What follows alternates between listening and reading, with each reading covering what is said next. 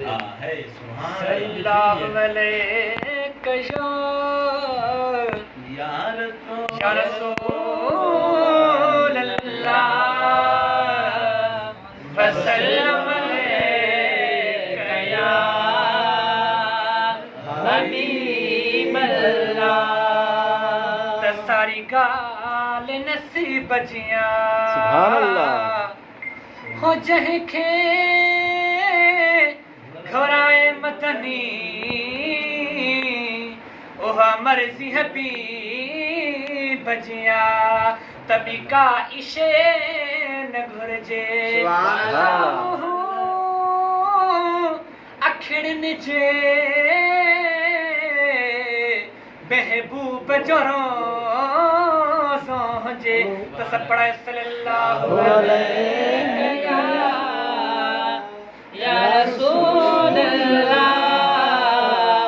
वसल्लम अलैका या हबीब अल्लाह। मशहूर नात पेश करना बेटो सुभान अल्लाह। रोते अजो की रहमत वारी अरबी अचण वारो वा सेज सजा बस देर न लाम जो पुनल पोचण वारो वा सेज सजा बस देर न लाम जो पुनल पोचण वारो वा रात अजो की रहमत वारी अरबी अचण वारो वा सेज सजा बस देर न लाम जो पुनल पोचण मदीनो दूर मिठा तुझा सेकंड में भी दे सूर मिठा तुझा सेकंड में भी दे सूर मिठा हर एक जाए एक ही वक्त में हर एक जाए एक ही वक्त में फिरी बुधण वारो सेज सजा बस देर न लाम जो पुनल पोचण वारो सेज सजा बस देर न लाम जो पुनल पोचण वारो रात अजो की रहमत वारी रात अजो की बरकत वारी अरबी अचण वारो सेज सजा बस देर न लाम जो जाते महफिल थींदी या उते ज़ात हबीब जी ईंदी या मिठा ज़ात हबीब जी ईंदी या जाते महफिल थींदी या उते ज़ात हबीब जी ईंदी या उहा ज़ात हबीब जी ईंदी या मने न मने को बे मुखालिफ मने न मने को बे मुखालिफ आशिक मञण वारो वा सेज सजा बस देर न लाम जो पुनल पोचण वारो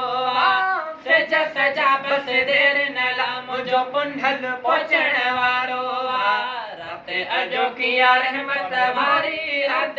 अचण वारो सेज सजा बस देर न लाम जो हाजी सफर वक्त वा भनो सुभान अल्लाह साईं तगर जो बित वक्त आखलियो चो सुभान अल्लाह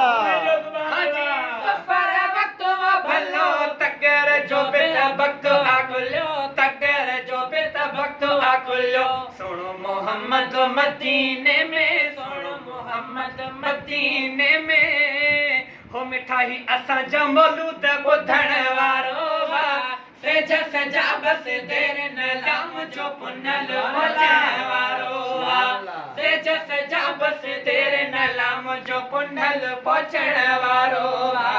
रात अजो की रहमत वारी रात अजो की बरकत वारी अरबी अचण वारो